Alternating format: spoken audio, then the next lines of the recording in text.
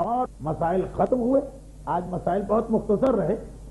یہیں سے آج ہماری گفتگو ایک بالکل نئے عنوان پہ ہوتی, بالکل اس عام طریقہ کار سے ہٹا ہوا عنوان, لیکن کیونکہ یہ چیزیں بھی ضروری ہیں اس لیے اس کی جانب توجہ.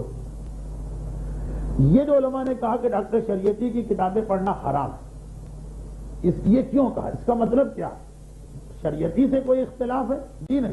یہ 1400 سال سے ایک مسئلہ چلا رہا ہے ہماری تمام فقہی کتابوں کہ کتب ضلال, ہر وہ کتاب جو انسان کو گمراہ کر سکتی ہے اس کا پڑھنا حرام.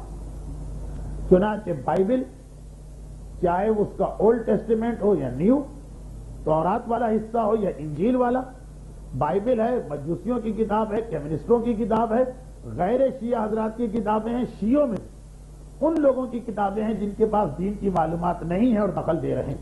ہر وہ کتاب جو انسان کو گمراہ کر سکتی اس کا پڑھنا حرام, اور ہر وہ کتاب جو گمراہی پھیلا سکتی اس کا اپنے پاس رکھنا بھی حرام. ٹھیک ہے, فرض کیجئے کہ آپ گمراہ نہیں ہوں, لیکن آپ کے گھر میں بہت سے لوگ آپ کی غیر موجودگی میں کسی کے انتقال کے بعد یہ کتاب گمراہی کو سبب بن سکتی.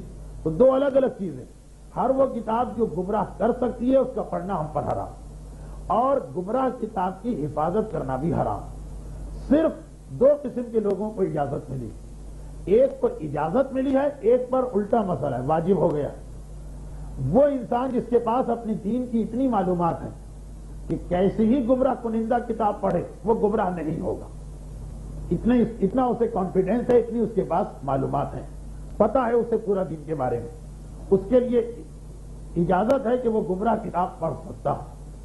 یا یہ کہ کم سے کم اتنی اس میں حس ہے کہ کتاب میں جہاں کوئی ایسی بات آئے گی اس کو پتا تو نہیں ہو کہ یہ صحیح ہے یا غلط, لیکن وہ اس سے متاثر نہیں ہوگا جب تک کہ اپنے عالم سے رجوع نہ کرے. لیکن یہ والی بات بڑی مشکل ہے. تو وہ آدمی جس کی معلومات اتنی ہے کہ وہ گمراہ نہیں ہوگا اس کو اجازت.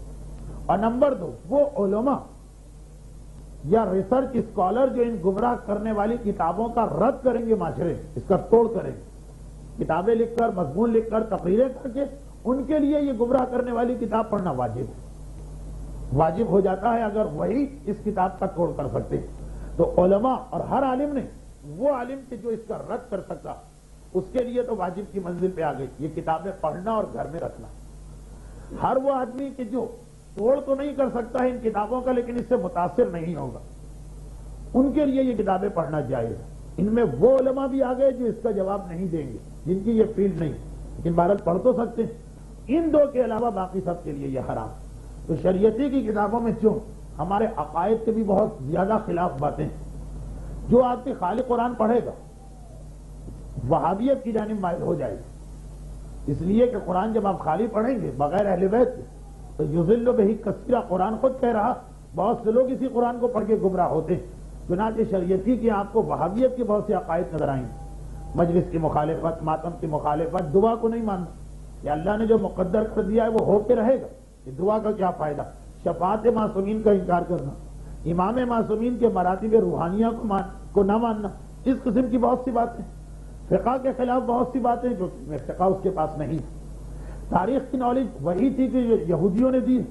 چنانچہ ان خلفاء کی تعریف کہ جن کے زمانے میں مولا خاموش رہے, اب کیونکہ معلومات نہیں ہے کہ کیوں خاموش رہے, ان کی بھی تعریف اور مدح ہو رہی, ان کی تعریف ہو رہی ہے, اور علامہ ہلڈی اور علامہ مجلسی جیسے علماء کی مذمت کی جا رہی. یہ ساری چیزیں ہیں جو سبب بنی. اور یہیں پر آج کا ہمارا جو پہلے سے مجھے موضوع لینا, دیکھیے اتفاق سے اس سے مطابقت کر گئے. کتاب, اسلام میں کتاب کی بہت اہمیت ہے. گمراہ کرنے والی کتاب کی بات کو آپ نے سن لی کہ یہ تو حرام, لیکن اس کے علاوہ کم از کم جو اہل بیت کا مکتب فکر ہے کتاب کی اہمیت بہت زیادہ قرار دی گئی. ماہ رجب ابھی ختم ہوا, 27 رجب یوم مبعث, معراج تو لوگوں کو معلوم ہی, اس کے علاوہ بھی 27 رجب کو پیغمبر نے اعلان رسالت کیا, یوم مبعث, روز بعثت, اعلان رسالت کر دے.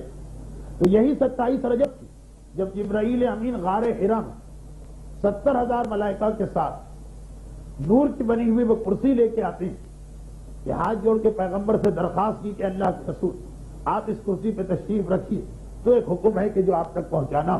اور پھر قرآن کی پہلی 5 آیتیں پیغمبر اسلام کے سامنے پیش کی. بسم اللہ الرحمن الرحیم. اقرا بسم ربک الذی خلق. سب سے پہلا پیغام، سب سے پہلا تعارف جو دنیا کے سامنے اسلام کا ہو رہا، وہ ابھی توحید کا تصور نہیں، رسالت کا عقیدہ نہیں، امامت کا عقیدہ نہیں، نماز روزے کی بات نہیں. آغاز ہے اقرا، پڑھیے. بسم ربک الذی خلق، اس خدا کے نام سے کہ جس نے انسان کو پیدا کیا. خلق الانسان من علق، انسان جمے ہوئے خون سے پیدا ہوا. اقرا، پھر دوبارہ تاکید. 5 آیتیں، پہلی 5 آیتیں 2 دفعہ حکم. پھر پڑھو وربک الاکرم، اپنے رب اکرم کے نام سے. الذی علم بالقلم، جس نے انسان کو قلم کے ذریعے تعلیم دی. قلم سب سے پہلی وحی الہی کے اندر قلم. علم الانسان ما لم یعلم، جو کچھ تم نہیں جانتے تھے وہ خدا نے تمہیں سکھایا. پہلی وحی کی 5 آیتیں، توحید و رسالت و امامت و قیامت و دین و شریعت، کوئی تذکرہ نہیں. پروردگار کا تذکرہ ہے لیکن وہ بھی پڑھنے کے حوالے سے. پڑھو اور یاد رکھو اس قلم کو کہ جو تعلیم میں کام آتا. اب اس کے بعد پہلی وحی. دوسری وحی کیا ہے؟ اس میں 2 نظریے. شیعہ علماء اکثر کہتے ہیں کہ دوسری وحی ہے یا ایھا المدثر قم فانذر، اور اہل سنت کی اکثریت کہتی ہے دوسری وحی ہے سورہ قلم، نون والقلم وما یسطرون. شیعہ علماء بھی یہ کہتے ہیں کہ یہ تیسری وحی، یا تیسری ہو یا دوسری، بہرحال ابتدائی پیغام نون اور اس قلم کی قسم کے جس سے سطریں بنائی جاتی اور لکھا جاتا. سب سے پہلا جو قرآن کا تعارف، اسلام کا تعارف، رسول کا تعارف، اہل بیت کا تعارف دنیا کے سامنے ہو رہا پڑھنے سے اور قلم کے حوالے سے. اس کے بعد ہمارے سامنے ائمہ معصومین کا طرز عمل آتا کہ جو مخالف ہیں ائمہ کی وہ ہمیشہ کتاب کے دشمن رہے. باقاعدہ کوڑے مارے جاتے تھے ان لوگوں جو کتابیں لکھتے تھے، اور معصوم بار بار کہتے تھے کہ علم ایک ویسی چیز ہے بھاگ جائے گا. قید العلم بالکتابہ، کتاب لکھ کے علم کو قید کرو. اگر خالی اپنے حافظے پہ اکتفا کیا، خالی دل کی رٹائی پر کہ ہم نے رٹ لی ہے فلاں چیز اکتفا کیا، علم کبھی نہیں ٹھہرے گا. العلم وحشی، علم بھاگنے والا، فرار اختیار کرنے والا. قیدو، اس کو قید کر لو بالکتابہ، کتابت کے ذریعے سے. امام معصوم کی زندگی میں آپ کو سب سے زیادہ اپنے ماننے والوں کے لیے تاکیدی حکم آتا ہے کتاب لکھنے کا. چنانچہ چھٹے امام نے 400 کتابیں، اصول و 400. آج جتنا آسان ہے کتاب لکھنا، اتنا ہی مشکل تھا اس زمانے میں کتاب لکھنا. پریس نہیں، پرنٹنگ کا کوئی سلسلہ نہیں، ساری کتابیں ہاتھ سے لکھی جاتی، اور نہ ہی سیاہی کا یہ انتظام، نہ ہی قلم کا یہ انتظام. اور پھر اس کے بعد انتہا سے زیادہ تاکید رہی امام کی اپنے ماننے والوں کہ اپنے گھر کو کتاب سے خالی نہ کرو. ہمارے گھروں میں مثلا خانے ہوتے ہیں، ہمارے گھروں میں قرآن ہوتا، ہمارے گھروں میں مصلے ہوتے ہیں، لیکن اس کے ساتھ اپنے ماننے والوں کو مسلسل تاکید کرتے رہے کہ گھروں میں کتاب ضرور ہونا چاہیے. اور کچھ کتابوں کو امام ریکمینڈ بھی کرتے تھے. سلیم ابن قیس ہلالی کی کتاب خلافت کے موضوع پر 5ویں امام کی ایک حدیث آتی، اگرچہ حدیث ثقہ ہے لیکن بہرحال ثقہ حدیث قبول ہے علماء کے یہاں کہ ہر شیعہ کے گھر میں یہ کتاب ہونا چاہیے. اور اس کے علاوہ کئی کتابیں، فضل ابن شاذان کی کتابیں. میرا 11واں امام کہتا ہے کہ میں اپنے ماننے والوں کے گھروں میں پسند کرتا ہوں کہ فضل ابن شاذان کی کتابیں بھری ہوئی. اس دور کی بات جب کتاب لینا سونا خریدنے سے بھی زیادہ قیمتی تھی. کتابیں ملتی کہاں، ہر کتاب اپنے ہاتھ سے لکھنا پڑتی. بہت زیادہ تاکید کہ تمہارے گھر میں کتاب ضرور ہونا چاہیے، چاہے تمہاری سمجھ میں آئی یا سمجھ میں نہ. کتاب وہ ہے جو کبھی بے فائدہ نہیں ہوتی، ہمیشہ فائدہ پہنچاتی. چنانچہ ہمارے پاس شیخ صدوق کی وہ روایت بھی آئی کہ نقل کرتے ہیں ہمارے 7ویں امام، امام موسی کاظم علیہ السلام، شیخ صدوق کی روایت نقل کر رہے ہیں کہ میرا امام ہفتم یہ کہہ رہا کہ سنو سلمان فارسی کے ایمان کی کیفیت. ایک دن امیر المومنین پیغمبر اسلام اور بعض اصحاب مسجد نبوی میں بیٹھے کہ اتنے میں سلمان فارسی وہاں آئے، پیغمبر کو سلام کر کے سامنے بیٹھ گئے. واقعہ بڑا تفصیلی ہے، میں اس کا صرف ایک حصہ، اہمیت کتاب. سلام کر کے پیغمبر کو سلام کر کے سامنے بیٹھ گئے. علامہ مجلسی نے حیات القلوب کے حالات سلمان فارسی کے شروع میں بھی اس روایت کا ایک ٹکڑا نقل کیا. اتنے میں مولا نے کہا کہ اے سلمان، آج ہماری یہ خواہش ہے کہ یہ معلوم کریں کہ تم ہدایت کی دین اسلام کی جانب کیسے آئے. ساتواں امام پوری حدیث نقل کر رہا. سلمان نے کہا کہ یا امیر المومنین، آپ کے علاوہ اگر کوئی یہ سوال کرتا میں اس کو جواب نہ دیتا. یہ ایک راز ہے جس کو میں راز ہی رکھنا چاہتا تھا، مگر آپ نے سوال کر دیا ہے تو اب میں مجبور ہوں. یا امیر المومنین، میں شیراز کا رہنے والا ہوں. شیراز فارس کا ایک علاقہ، ایران کا ایک علاقہ، شیراز کا رہنے والا ہوں اور کھیتی باڑی کرنے والے خاندان میں پیدا ہوا. میرے باپ کی زمینیں بہت زیادہ. اب تفصیلی حالات تو جس روایت میں ہیں وہ روایت الگ ہے، اس میں بہت اختصار ہے. جہاں تک میں نے اس روایت کو لیا اب دوسری روایت سے ملاتے ہوئے، میرے والدین کھیتی باڑی کرتے ہیں. ایک دن ایسا ہوا کہ میرے باپ نے کہا کہ بیٹا آج میں کھیتوں کی دیکھ بھال کے لیے نہیں جا سکتا ہوں، تم چلے جاؤ میری جگہ. چنانچہ میں چلا. جب کھیتی باڑی کا ماحول یہی ہوتا ہے، پورا شہر ہے، شہر کے باہر زمینیں ہوتی. جب میں اپنے باپ کی زمینوں کی جانب گیا تو راستے میں نے ایک عجیب عمارت دیکھی. ہمارے شہر میں اس قسم کی کوئی عمارت نہیں تھی. ایران آتش پرست، آگ کی پوجا کرنے والے، آتش کدے تو ہیں ایران میں اور تھے بھی اس وقت، اسی وقت کی بات ہے کہ تھے، لیکن یہ عجیب و غریب عمارت نظر آئی. تجسس پیدا ہوا. 10 12 13 برس کا بچہ. اور کب کی یہ واقعہ کب سنا رہے ہیں؟ جب سلمان 250 سال کے ہو گئے.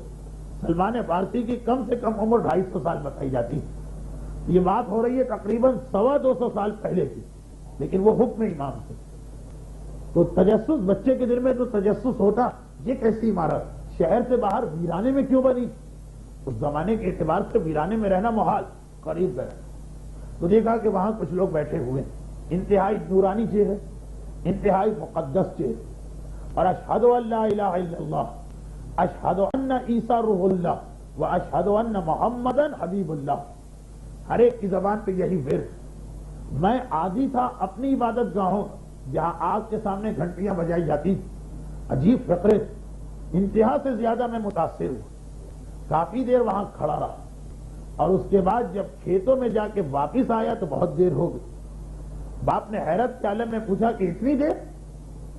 مجھے نہیں معلوم تھا کہ یہ کوئی چھپانے والی بات ہے. میں نے کہہ دیا کہ بابا وہ راستے میں عجیب و غریب عمارت ملی لیکن ایسے مقدس و نورانی لوگ وہاں بیٹھے. باپ کو غصہ آ گیا. کہا خبردار ان کا تذکرہ نہ کرنا، ہم نے ان کو اپنے شہروں سے باہر نکالا ہوا، وہ ہمارے شہر میں داخل نہیں ہو سکتے. وہ گمراہ، انہوں نے دین حق کو چھوڑ رکھا، وہ ہمارے نبی اور دین کو چھوڑ کے کسی عیسیٰ نبی کی بات کرتے ہیں. خبردار اب اگر کبھی وہاں تم گئے تو میں گھر میں قید کر کے تمہیں رکھوں گا. سلمان کہتے ہیں کہ باپ نے جتنی سختی، میرا دل نہیں مان رہا تھا کہ میں نے جو ان کا کلام سنا ہے وہ دل پہ اثر کرنے والا، یہ لوگ گمراہ کیسے ہوں. خیر یہ بات ختم ہو گئی. چند دن کے بعد نوروز کا وقت قریب آیا. بس آخری ٹکڑا ہے، اس کے بعد میں اصل موضوع پہ آتا ہوں. نوروز کا دن قریب آیا، گھر میں صفائی شروع ہوئی. اب جو گھر کی صفائی شروع ہوئی تو اتفاق ایک مرتبہ صفائی کے دوران، رنگ و روغن کے دوران، چھت کے قریب جو طاق بنا تھا جب اس کی صفائی ہوئی تو اس میں سے کوئی پرانی سی کتاب نکل کے باہر گری. میں نے اس کتاب کو اٹھا لیا. میری ماں نے اور میرے باپ نے دونوں نے کہا خبردار اسے ہاتھ میں لگا، جہاں سے یہ کتاب گری ہے وہیں اٹھا کے رکھ دو. خیر 12 13 برس کا بچہ، میں خاموش، لیکن تجسس پیدا ہوا. جس طرح کوئی بچہ سانپ کی طرف ہاتھ بڑھائے اس کے والدین روکتے. میرے والدین نے اتنی سختی کیوں؟ جب رات کو سب سو گئے تو میں ایک مرتبہ چڑھا مچان پر، طاق سے اس کتاب کو اتارا اور اس کتاب کو لے کے گوشے میں جا کے پڑھنے لگ. چاند کی روشنی تو اس کتاب عجیب و غریب زبان میں لکھی تھی، پوری تو سمجھ میں نہیں آئی لیکن جتنا سمجھ میں آیا اس میں تفسیر یہ تھی. وہ میرے کسی دادا یا شاید پرنانا، میں رشتہ بھول رہا ہوں کیونکہ عربی روایتوں میں مسئلہ یہ کہ دادا اور نانا کے لیے ایک ہی لفظ آتا، جب تک کہ بہت ہی توجہ سے روایت نہ پڑھی جائے یہ یاد رکھنا مشکل ہوتا. بہرحال یہ باپ کے بزرگوں میں یا ماں کے بزرگوں میں کسی ایک ہی کتاب، اور جو تفسیر اس میں لکھی ساری تفصیل ہے کہ یہ آتش پرستی کا مذہب غلط، پروردگار نے اپنے انبیاء بھیجے آخری نبی عیسیٰ میرے زمانے میں، کسی نے ایسے آدمی نے کتاب لکھی ہے جو عیسیٰ کے زمانے میں تھے، اور اتنے سالوں کے بعد عرب کے علاقے میں کھجوروں والی زمین میں ایک اللہ کا آخری نبی آئے گا، اس کی یہ پہچان یہ پہچان یہ پہچان۔ اب سلمان کی کہانی جن کو یاد ہے ہم کو پتا کہ اس کے بعد یہ تو کتاب میں پڑھ لیا، پیغمبر اسلام کی 3 نشانیاں لکھی تھی، وہ صدقے کو کبھی قبول نہیں کرے گا، اپنے ساتھیوں کو دے دے۔ نشانی نمبر 2 یہ ہے کہ ہدیہ اس کو دو گے وہ کبھی رد نہیں کرے گا۔ نمبر 3 یہ کہ اس کے دونوں شانوں کے درمیان مہر نبوت ہوگی۔ کتاب میں پڑھا، رات ختم ہو رہی تھی، چپکے سے کتاب جا کے اسی مچان پہ رکھ دی، مگر دل میں تجسس۔ کتاب میں بھی وہی لکھا، چند دن پہلے راستے میں بھی ان عیسائیوں کو دیکھا۔ اب اس کے بعد ایسا تجسس پیدا ہو کہ سلمان اپنا گھر چھوڑتے ہیں، عیسائی علماء کے پاس گھومتے گھومتے قیدی بنا لیے جاتے ہیں، غلام بن کے ان کو مدینے میں بیچ دیا جاتا۔ ابھی تک پیغمبر مدینے میں نہیں آئے، 250 سال انہوں نے پیغمبر کا انتظار کیا، 250 سال اپنی ہی عمر میں۔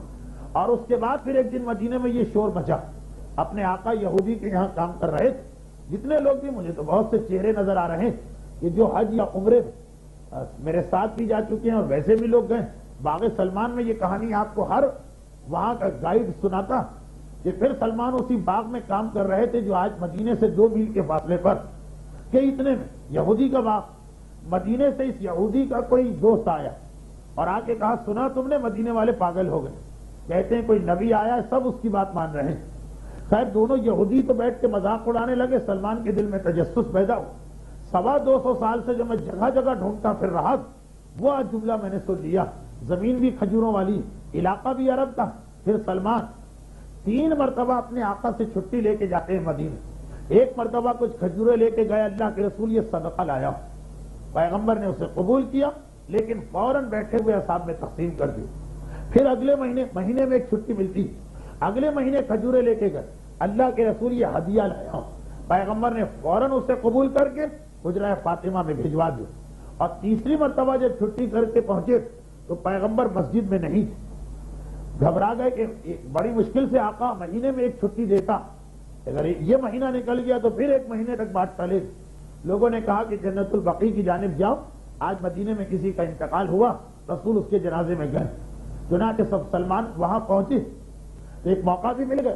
اس سے پہلے تو آتے تھے اس طرح کہ رسول بیٹھے ہیں، سلمان سامنے، لیکن آج مجمع میں چل رہے ہیں تو سلمان رسول کے پیچھے گئے اور اچک اچک کے دیکھنے لگے کہ کسی طرح کرتے کے اندر دونوں شانوں کے درمیان کی جگہ نظر آ جائے۔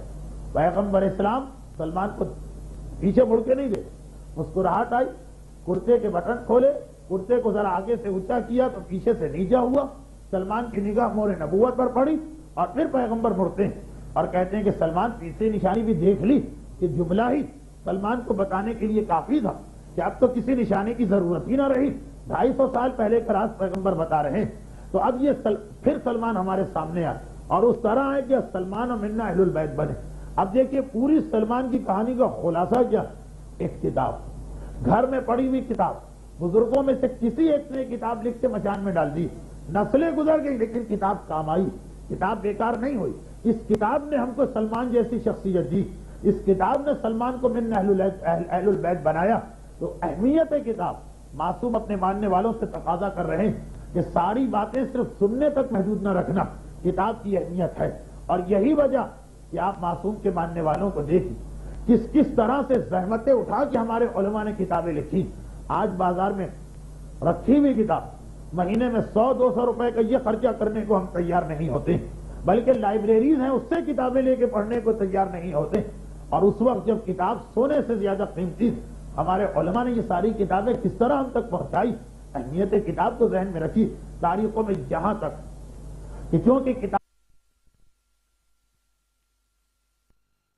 کنویں کے اندر ہمارا وہ مجتہد قید اور رات کی تاریکیوں میں آتے ہیں، کنویں کے چاروں طرف زمین کو ٹٹولتے ہیں اور جتنے بھی یہ ٹھیکریاں ٹوٹے ہوئے مٹی کے برتن ملتے ہیں اسے لے لے کے گھروں میں جاتے ہیں اور پھر جو ان علماء کے شاگرد ہم کو پہنچاتے ہیں وہ انہی مٹی کے برتنوں کو ترتیب دے کے کتابوں کو نقل کیا کرتے ہیں۔ ظالم حکومت مطمئن، اتنا بڑا مرجی اور مجتہد، اس کا سلسلہ کٹ گیا ہے اپنے ماننے والوں، وہ اندھے کنویں میں، لیکن وہاں بھی اپنے گھر والوں کا خیال نہیں، اپنے بیوی بچوں کی فکر نہیں۔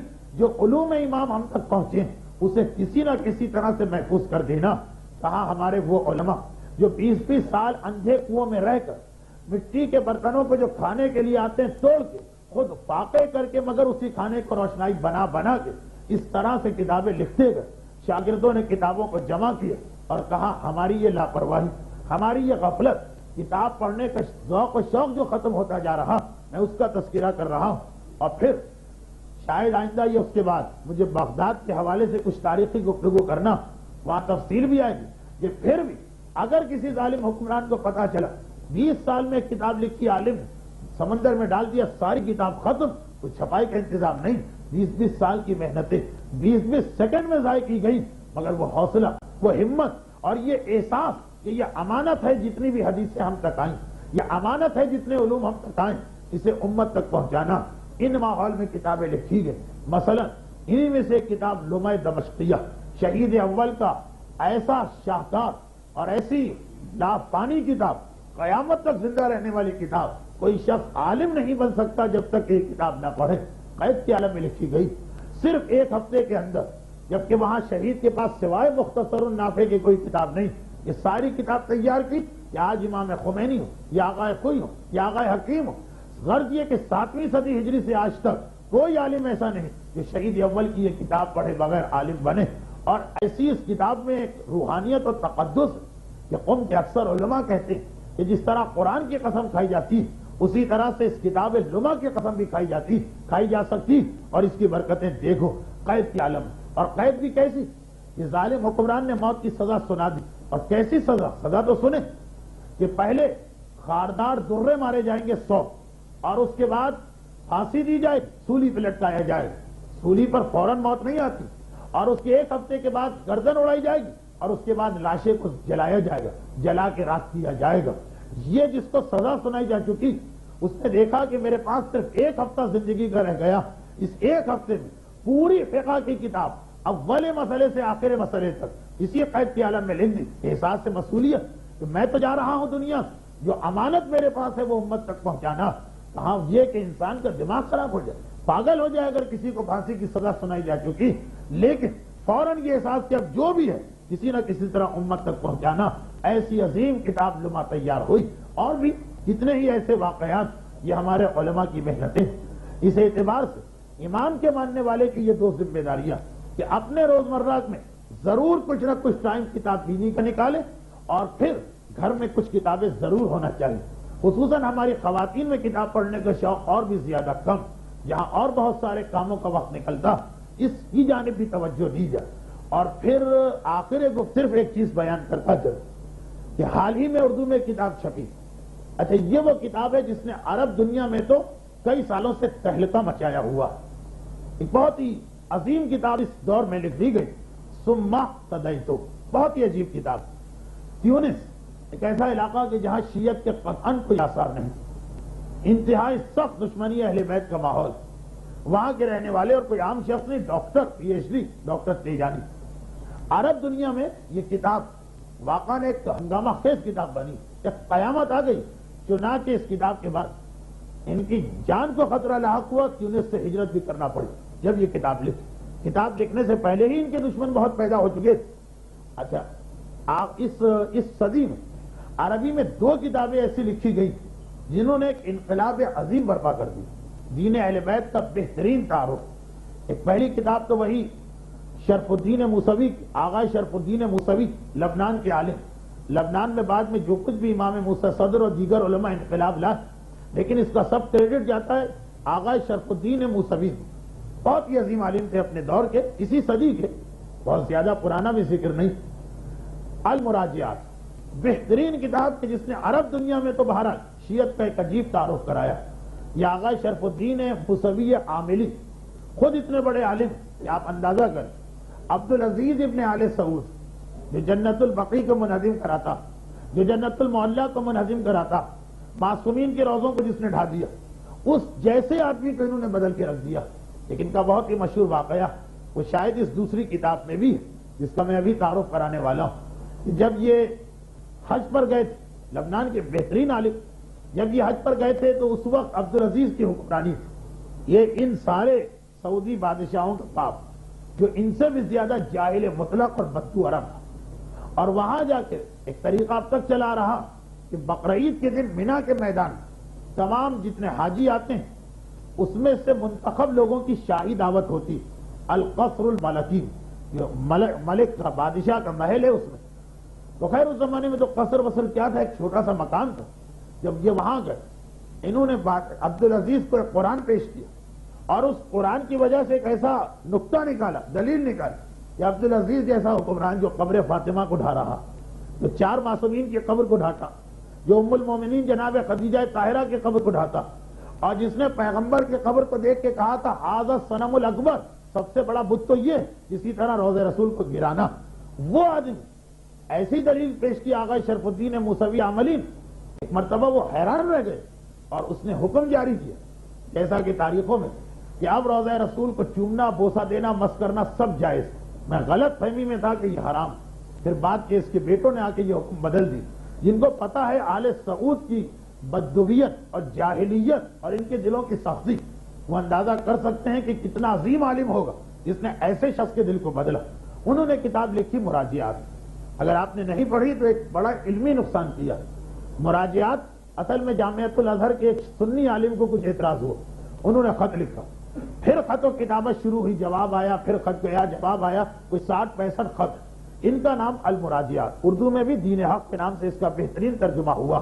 پہلی کتاب وہ ہے جس نے عرب دنیا میں شیعت کا تعارف کرایا. اس کے بعد اب دور حاضر کی بات، ثم اهتدیت، جس کا انگلش ترجمہ بھی ہو گیا دین آئی واز گائیڈڈ، فارسی ترجمہ بھی ہو گیا ہے آنگاہ ہدایت شدم، اور ابھی اردو ترجمہ بھی کراچی سے چھپ گیا، پھر میں ہدایت پا گیا. اب دیکھیے کہ کس انداز سے ایک انتہائی متعصب شخص، اتنا متعصب شخص کہ خود لکھتے ہیں کہ جب میں نجف اشرف گیا پہلی مرتبہ سن 1970 کی بات، اور میرا شیعہ دوست مجھے لے کر گیا جو روضہ امیر المومنین سے ملحق مسجد، وہاں پہنچا تو ایک شور ہوا کہ سید خوئی آئے، سید خوئی آئے. آغا خوئی سے ان کی ملاقات ہوئی اور اتنے پھر بعد میں متاثر ہوا آغا خوئی سے کہ آغا نے ان کو اپنا وکیل بھی بنایا اور انہوں نے تیونس میں جا کے شیعت کو پھیلایا. کہہ رہے ہیں کہ جب وہ آئے تو میں نے دیکھا کہ لوگ آگے بڑھ بڑھ کے ان کے ہاتھ کو بوسہ دے رہے ہیں، لیکن مجھے شیعت سے اتنی نفرت کہ بوسہ دینا تو درکنار، میں ہاتھ ملانے کو بھی تیار نہیں ہوا.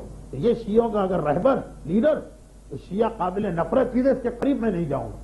لیکن 5 منٹ جو سید خوئی کے پاس بیٹھے، وہ پورے ان کے حالات ہیں کہ میری کیا بحث ہوئی، سید خوئی نے مجھے کیا جواب دیا.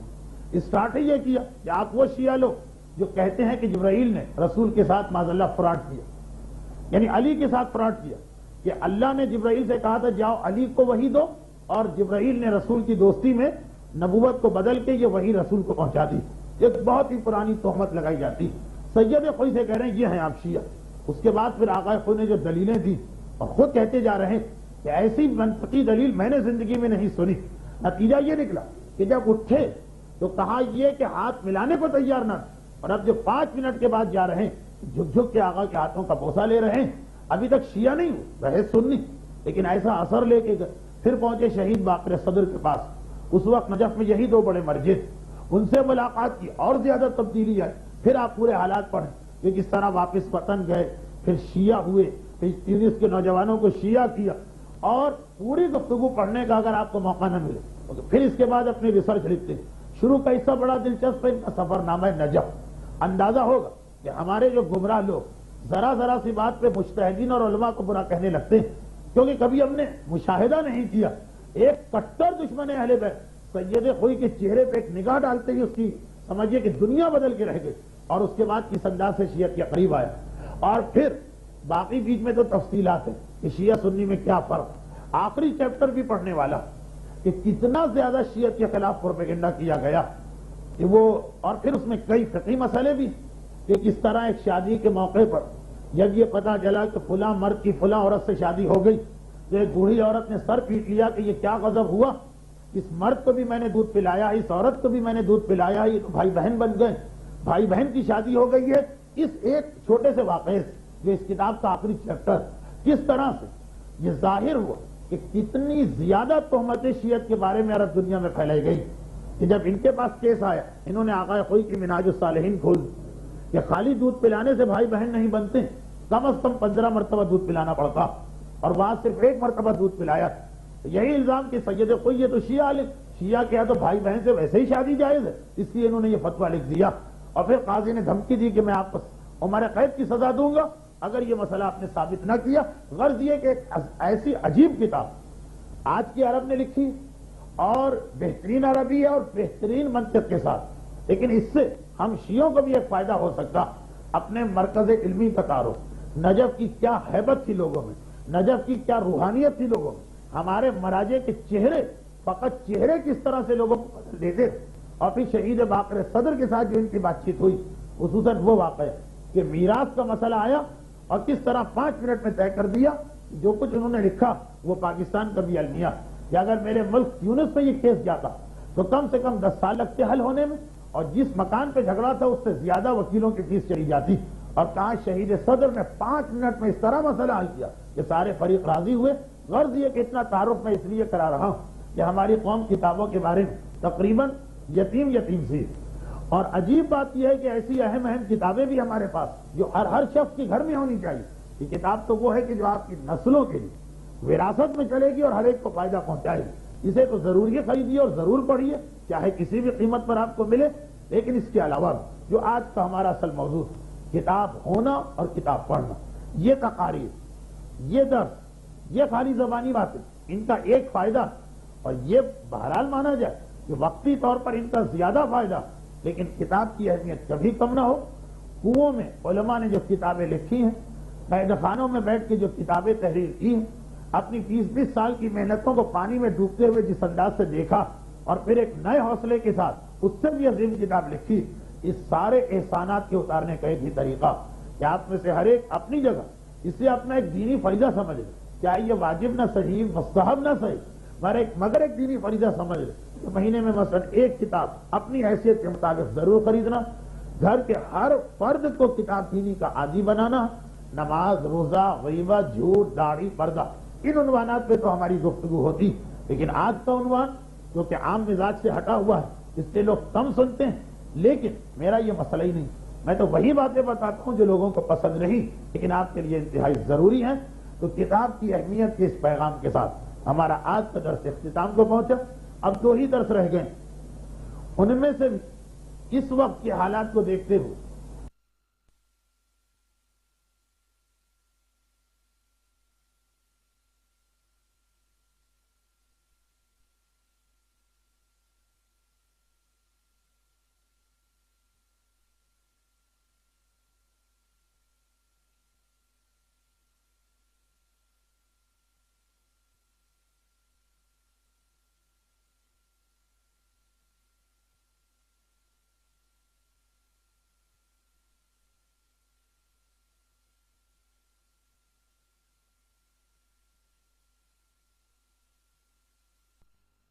مقابلہ کرتا رہا، اور یہ ایک ظالم کی حکومت میں شامل ہو کے کوٹ چلاتے رہے۔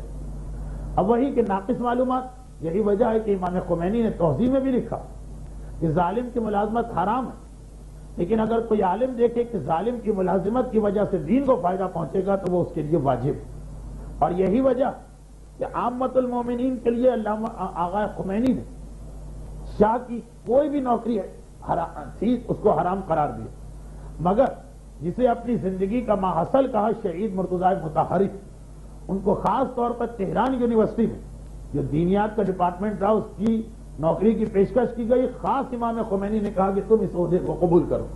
چنانچہ تہران یونیورسٹی میں پھر جو لوگ پڑھنے گئے، یونیورسٹی میں جو دین پڑھنے جاتا ہے وہ عام طور پہ ایسے ہی لوگ ہوتے ہیں بے دین قسم کے، ان سب کو تبدیل کر کے دیندار نوجوانوں کے کھیپ تیار کی، مگر فقہ نہیں تھی شریعتی کے پاس، دین کا صرف ایک محدود تصور جو یہودیوں نے دیا، اور پھر واپس آ کے بس قرآن سب کچھ، حدیثوں کی جانب اتنی توجہ نہ تھی، ٹھوکریں بہت کھائیں، خدمت کرنے گئے، لیکن جیسے ایک آدمی ڈاکٹر نہ ہو اور مریض کی حالت کو دیکھ کر اسے رحم آئے اور وہ معلومات نہیں ہے پھر بھی اس کا علاج کرنے جائے تو وہ کبھی اس سے فائدہ نہیں پہنچائے گا، نقصان پہنچائے گا۔ ہو سکتا ہے 2-4 آدمی فائدہ بھی اس سے حاصل کریں مگر 50-60 کو نقصان پہنچے گا، ایسا مسئلہ تھا ڈاکٹر شریعتی کا۔ اسی وجہ سے انقلاب کے بعد جب بہرحال ان کی تقریروں سے، ان کی کتابوں سے نوجوان بڑے متاثر ہوئے اور دین کے قریب آئے، خصوصاً کمیونزم کا مقابلہ کرنے کے لیے یہ کتابیں بڑی مفید ثابت ہوں، لیکن جو لوگ دین کے قریب آئے وہ بھی بہرحال دین کا یک طرفہ پہلو لے کے آئے، چنانچہ اسی وقت مراجع نے کہا کہ یہ کتابیں گمراہ کتابیں، ان کا پڑھنا جائز نہیں۔ اور ایران کے انقلاب کے بعد پھر خود امام خمینی کی جانب سے بھی ایسی ہی ہدایت صادر ہوئی۔ اور اس مجمع میں بھی کچھ چہرے مجھے نظر آ رہے ہیں جنہوں نے جب خط لکھا وزارت ارشاد اسلامی کو تو ان کو بھی یہی جواب ملا کہ مرتضیٰ مطہری کی کتاب پڑھیں، ڈاکٹر شریعتی کی نہیں۔ تو شریعتی کا مسئلہ یہ ہے کہ جیسے کوئی ڈاکٹر نہ ہو اور مریضوں کا علاج شروع کرے، انجینئر نہ ہو اور پلازے کھڑے کرے اور جتنے پلازے کھڑے کرے گا سب گرنے لگے، اسی طریقے سے عالم نہیں اور دین کے مسائل میں دخل دیا، ٹھوکر پہ ٹھوکر کھائی۔ اور بس یہیں سے مسائل ختم ہوئے۔ آج مسائل بہت مختصر رہے، یہیں سے آج ہماری گفتگو ایک بالکل نئے عنوان سے علماء کی مذمت کی جا رہی۔ یہ ساری چیزیں ہیں جو سبب بنی، اور یہیں پر آج کا ہمارا جو پہلے سے مجھے موضوع لینا دیکھیے اتفاق سے اس سے مطابقت کر گئے۔ کتاب، اسلام میں کتاب کی بہت اہمیت ہے۔ گمراہ کرنے والی کتاب کی بات تو آپ نے سن لی کہ یہ تو حرام، لیکن اس کے علاوہ کم از کم جو اہل بیت کا مکتب فکر ہے، کتاب کی اہمیت بہت زیادہ قرار دی گئی۔ ماہ رجب ابھی ابھی ختم ہوا، 27 رجب یوم مبعث، معراج تو لوگوں کو معلوم ہی، اس کے علاوہ بھی 27 رجب کو پیغمبر نے اعلان رسالت کیا، یوم مبعث، روز بعثت، اعلان رسالت کا دن۔ تو یہی 27 رجب جب جبرائیل امین غار حرا میں 70,000 ملائکہ کے ساتھ نور کی بنی ہوئی وہ کرسی لے کے آتے ہیں کہ ہاتھ جوڑ کے پیغمبر سے درخواست کی کہ اللہ کے رسول آپ اس کرسی پہ تشریف رکھیے، تو ایک حکم ہے کہ جو آپ تک پہنچانا ہو۔ اور پھر قرآن کی پہلی 5 آیتیں پیغمبر اسلام کے سامنے پیش کی، بسم اللہ الرحمن ہو یا نیو، تورات والا حصہ ہو یا انجیل والا، بائبل ہے، مجوسیوں کی کتاب ہے، کمیونسٹوں کی کتاب ہے، غیر شیعہ حضرات کی کتابیں ہیں، شیعوں میں ان لوگوں کی کتابیں ہیں جن کے پاس دین کی معلومات نہیں ہے اور دخل دے رہے ہیں۔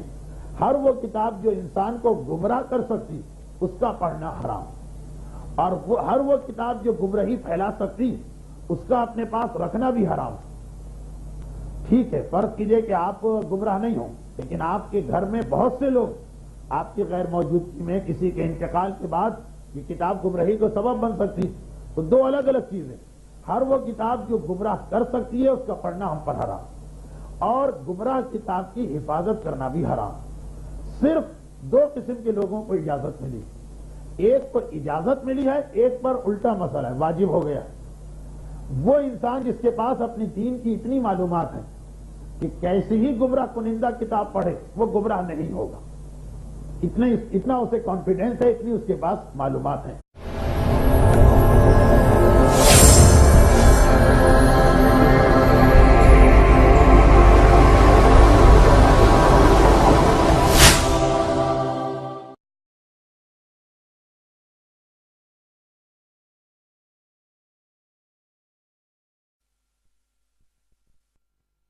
اور مسائل ختم ہوئے، آج مسائل بہت مختصر رہے، یہیں سے آج ہماری گفتگو ایک بالکل نئے عنوان پہ ہوتی، بالکل اس عام طریقہ کار سے ہٹا ہوا عنوان، لیکن کیونکہ یہ چیزیں بھی ضروری ہیں اس لیے اس کی جانب توجہ۔ یہ جو علماء نے کہا کہ ڈاکٹر شریعتی کی کتابیں پڑھنا حرام، یہ کیوں کہا، اس کا مطلب کیا؟ شریعتی سے کوئی اختلاف ہے؟ جی نہیں، یہ 1400 سال سے ایک مسئلہ چلا رہا ہے ہماری تمام فقہی کتابوں کہ کتب ضلال، ہر وہ کتاب جو انسان کو گمراہ کر سکتی ہے اس کا پڑھنا حرام۔ چنانچہ بائبل، چاہے اس کا اولڈ ٹیسٹمنٹ دیں گے جن کی یہ فیلڈ نہیں، لیکن بہرحال پڑھ تو سکتے ہیں، ان 2 کے علاوہ باقی سب کے لیے یہ حرام۔ تو شریعتی کی کتابوں میں کیوں؟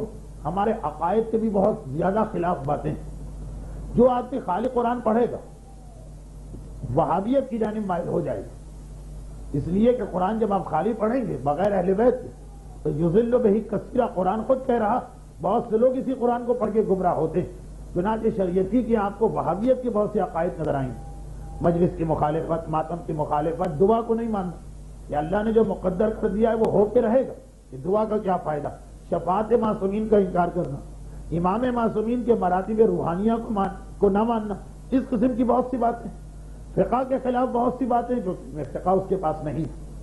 تاریخ کی نالج وہی تھی کہ یہودیوں نے دی، چنانچہ ان خلفاء کی تعریف کہ جن کے زمانے میں مولا خاموش رہے، اب کیونکہ معلومات نہیں ہے کہ کیوں خاموش رہے، ان کی بھی تعریف اور مدح ہو رہی، ان کی تعریف ہو رہی ہے، اور علامہ ہندی اور علامہ مجلسی جیسے پتا ہے اسے پورا دین کے بارے میں، اس کے لیے اجازت ہے کہ وہ گمراہ کتاب پڑھ سکتا، یا یہ کہ کم سے کم اتنی اس میں حص ہے کہ کتاب میں جہاں کوئی ایسی بات آئے گی اس کو پتا تو نہیں ہو کہ یہ صحیح ہے یا غلط، لیکن وہ اس سے متاثر نہیں ہوگا جب تک کہ اپنے عالم سے رجوع نہ کرے، لیکن یہ والی بات بڑی مشکل ہے۔